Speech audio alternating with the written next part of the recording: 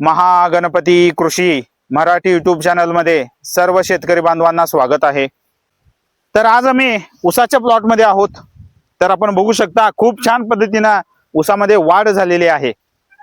तर ऊसामध्ये ज्या वेळेस ऊसाचे फुटवे छान पद्धतीने ऊसाचे फुटवे येतात त्यावेळेस आपण फुटवे झाल्यानंतर आपण काय करावं ही चर्चा आज आम्ही करणार आहोत।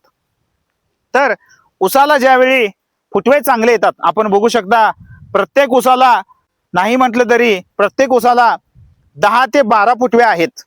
तर 10 ते 12 फुटवे झाल्यानंतर ऊसामध्ये आपण फुटवे झाल्यानंतर एक फवारणी करून घ्यावी। तर फवारणीमध्ये आपण प्राइम गोल्ड हे टॉनिक वापरावं 25 मिली, सीवीड एक्स्ट्रॅक्ट हे टॉनिक वापरावं 25 मिली, 19-19-19 वॉटर सॉल्युबल फर्टिलायझर 100 ग्रॅम वापरावं, water soluble magnesium sulphate 50 gram वापरावं। त्यानंतर स्प्रेला योग्य असणारे एक मायक्रोन्यूट्रिएंट आपल्याला भेटेल, चिलेटेड मायक्रोन्यूट्रिएंट म्हणतो आपण, ते आपण 10 ग्रॅम वापरावं। ह्या पद्धतीने हे सर्व टॉनिक आपण एका पंपाला वापरावेत।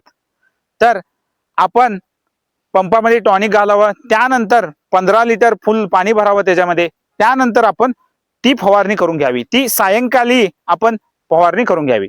हा टॉनिकचा स्प्रे आपण 65 दिवस झाल्यानंतर द्यावा।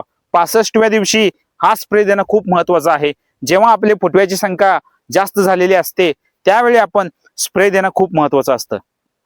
तर ह्या पद्धतीने आपण फवारणी केल्यानंतर ऊसामध्ये खूप छान पद्धतीने वाढ होते। तर ऊसामध्ये फुटवे झाल्यानंतर हा स्प्रे करणं आवश्यक आहे।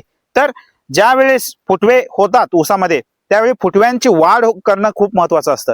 तर जेटा ऊस आपल्याला वाढलेला असतोच, तर जेटा ऊसासोबतच सोबतची जी फुटवे असतात त्यांची वाढ करण्यासाठी ही फवारणी खूप महत्त्वाची आहे।